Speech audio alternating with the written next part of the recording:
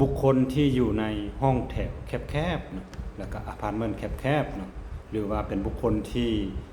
อยู่แต่ในเฮือนเนาะบ่สร้างกิจกรรมประจำวันนอกบ้านเนาะคนพวกนี้เนาะจะ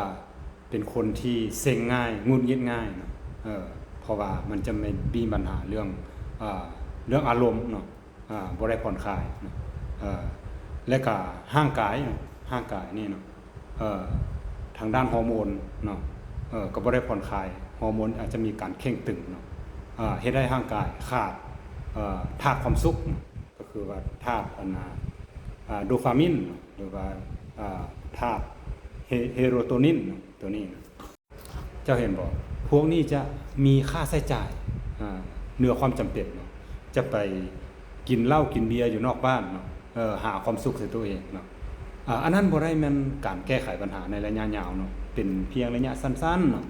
กินเมามื้อนี้แล้วมื้ออื่นก็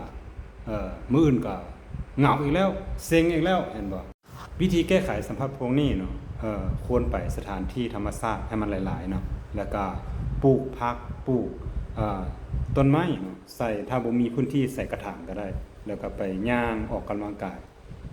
เป็นประจำเนาะในสวนสาธารณะหรือว่าสถานที่นอกบ้านแล้วก็เลือกเข้าสังคมที่มีคุณภาพหลายขึ้น